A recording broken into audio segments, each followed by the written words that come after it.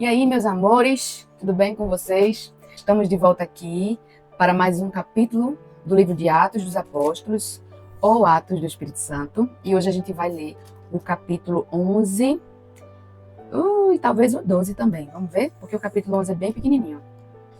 Vamos orar? Oi, Paizinho, muito obrigada, meu Pai, por mais um dia de leitura da Tua Palavra. Obrigada, Senhor, porque o Teu Espírito Santo tem conduzido tão maravilhosamente esses estudos, Senhor. E que mais um dia, Pai, o Teu Espírito Santo venha ministrar esse capítulo sobre nossas vidas, que possamos entender, Senhor, a Tua voz, a Tua palavra, Te ouvir, Te ver, que eu diminua e que o Senhor venha crescer, Pai. E que possamos entender o que o Senhor tem a nos dizer nesta manhã, neste dia. Em nome de Jesus. Amém. Amém, amém. Vamos lá? Capítulo 11, pegue sua Bíblia, sua canetinha para marcar. Vamos começar a leitura. Capítulo 11, versículo 1.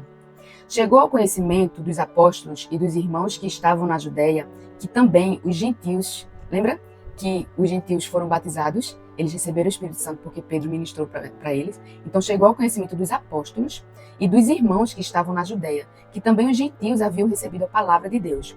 Quando Pedro voltou para Jerusalém, os que eram da circuncisão começaram a questioná-lo. Os que eram da circuncisão, que era da aliança, que não eram gentio, começou a questioná-lo dizendo: você entrou na casa de homens incircuncisos e comeu com eles? Então Pedro passou a fazer-lhes uma exposição por ordem, dizendo... Agora, engraçado, né? Quando Jesus veio, que eles caminhavam com Jesus, Jesus sentava com os gentios. Jesus entrou na casa daquele Zaqueu. Jesus entrou na casa de Zaqueu, era pecador, roubava as pessoas nos impostos. E Jesus entrou na casa dele e ele levou salvação para a casa dele. Por que as pessoas ainda têm essa mentalidade, né? E aí Pedro começou a falar. Eu estava na cidade de Jope orando, no êxtase, e tive uma visão em que observei descer um objeto como se fosse um grande lençol. Então ele vai contar aqui toda aquela revelação. Um véu, um lençol baixado do céu, pelas quatro pontas, e vindo até perto de mim, e olhando atentamente para dentro daquilo, vi quadrúpedes da terra, feras, répteis e aves do céu. Ouvi também uma voz que me dizia: levante-se, Pedro, mate e coma. Ao que respondi: de modo nenhum, Senhor, porque em minha boca nunca entrou nada que fosse impuro ou imundo. Pela segunda vez, a voz do céu falou: não considere impuro aquilo que Deus purificou. Isso se repetiu 3 vezes, e de novo tudo foi recolhido para o céu. E eis que, na mesma hora, pararam diante da casa em que estávamos 3 homens enviados de Cesareia para se encontrar comigo. Então o Espírito me disse que eu fosse com eles, sem hesitar. Foram comigo também estes 6 irmãos, como testemunha, e entramos na casa daquele homem. E ele nos contou como tinha visto na casa dele um anjo em pé, que lhe disse: envie alguém a Jope e mande alguém chamar Simão, que também é chamado Pedro, o qual lhe dirá palavras, mediante as quais você e toda a sua casa serão salvos.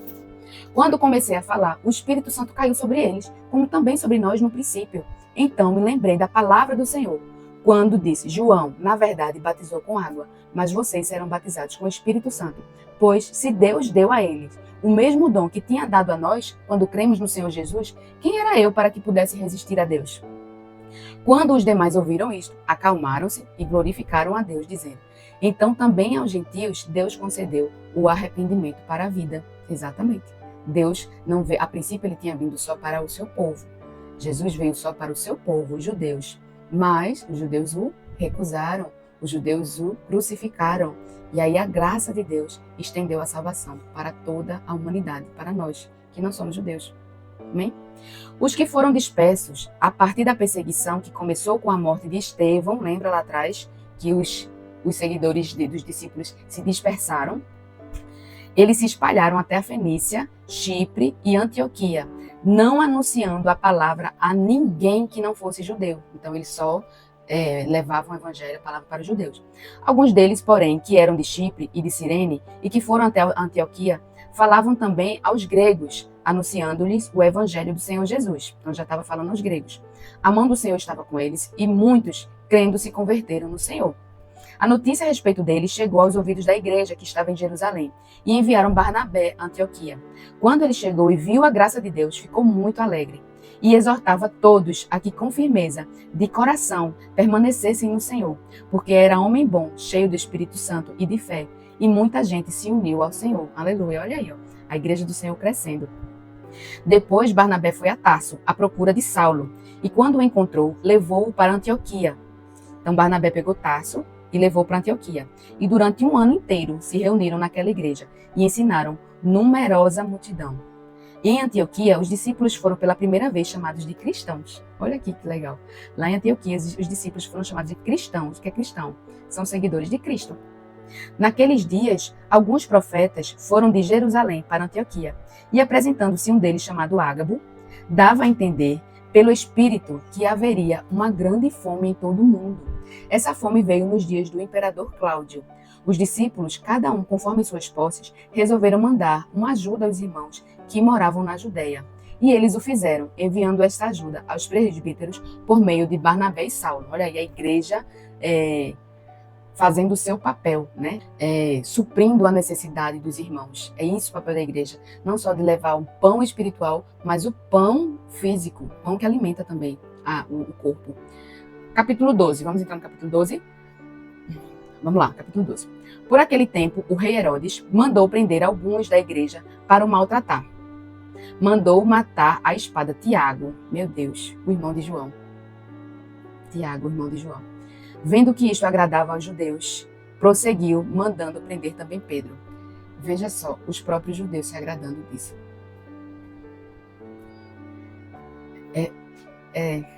Às vezes a gente fica feliz em ver a desgraça do próximo porque não é da nossa denominação. Nós vemos uma igreja fechar, um irmão cair e nós ficamos rindo daquilo. Nós não nos compadecemos, sabendo que todos somos iguais e nós estamos sujeitos à queda também. Então nós precisamos ter essa noção de compaixão. Depois de prendê-lo, lançou-o na prisão, entregando a 4 escoltas de 4 soldados cada um para o guardarem. A intenção de Herodes era apresentá-lo ao povo depois da Páscoa. Era Páscoa. Sim, lembrei, gente. Lembra que a Páscoa era comemorado? A Páscoa significava o dia da libertação do povo do Egito. Lembra o dia que Moisés tirou o povo do Egito? Então eles comemoravam aquele dia comendo pão sem fermento. Lembra? Que Jesus mandou preparar, matar um cordeiro, passar o sangue nos umbrais da casa para que a morte não entrasse e comer pão sem fermento, que era como se eles não pudessem se contaminar com os gentios, né? com os pagãos. Então, a intenção de Herodes era apresentá-lo ao povo depois da Páscoa. Lembra que foi na Páscoa que Jesus foi apresentado e eles soltavam uma pessoa, na época, né? Eles davam poder ao povo para libertar uma pessoa da morte de cruz. Né? E assim Pedro estava guardado na prisão, mas havia oração incessante a Deus por parte da igreja a favor dele. Que coisa linda! Prenderam Pedro e a igreja sem parar, orando, clamando por Pedro. Na noite anterior ao dia em que Herodes ia apresentá-lo ao povo, então uma noite antes de Herodes apresentar ao povo, Pedro dormia, tá? Pedro estava dormindo, ele não estava preocupado, chorando, com insônia, sem conseguir dormir. Pedro dormia entre 2 soldados, preso com 2 correntes. Sentinelas junto à porta guardavam a prisão. Eis, porém, agora começa a parte mais linda. Eis, porém, que sobreveio um anjo do Senhor e uma luz iluminou a prisão. O anjo tocou no lado de Pedro e o despertou. Ei, acorda, Pedro, dizendo: levante-se depressa. Então as correntes caíram das mãos dele. Aleluia! Deus é aquele que nos liberta. Liberta o prisioneiro do pecado, da prostituição, do vício, da pornografia, de tudo. Deus, ele nos liberta, porque nós somos livres. Jesus nos chama para sermos livres de condenação e livre da escravidão do pecado. Então as correntes caíram das mãos dele. E o anjo continuou: coloque o cinto, olha aqui, ó, e calce as sandálias. Aqui, ó, Efésios, vamos ver aqui, ó, Efésios capítulo 6, no versículo 14, ó. O versículo 11 fala assim: vistam-se com toda a armadura de Deus para poderem ficar firmes contra as ciladas do diabo. Aí eu vou pular para o 14, ó. Portanto, fiquem firmes, cingindo-se com a verdade e vestindo a couraça da justiça, e os pés calçados com a preparação do evangelho da paz. Então, Deus, o anjo, né, Jesus falou para Pedro assim, ó: coloque seu cinto, calce suas sandálias, porque aquele que é chamado por Jesus para ser testemunho precisa da verdade, que é Jesus, e da sandália nos pés, que é a preparação para o evangelho. Então os discípulos, eles eram preparados. Eles, coloca o cinto, calça as sandálias e assim como ele fez, e assim ele o fez. O anjo lhe disse mais, põe a capa. Então, saindo, Pedro o seguia, não sabendo que era real o que estava sendo feito pelo anjo. Acho que ele achou que ele estava sonhando. Ele pensava que era uma visão. Depois de terem passado a primeira e a segunda sentinela, chegaram ao portão de ferro que dava para a cidade, o qual se abriu automaticamente, e saindo, enveredaram por uma rua e logo adiante o anjo se afastou dele. Então Pedro, caindo em si, disse...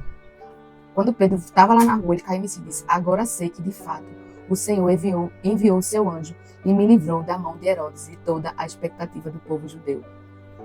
Que coisa linda. Não importa o que a gente passe, não importa a prisão que a gente se encontre.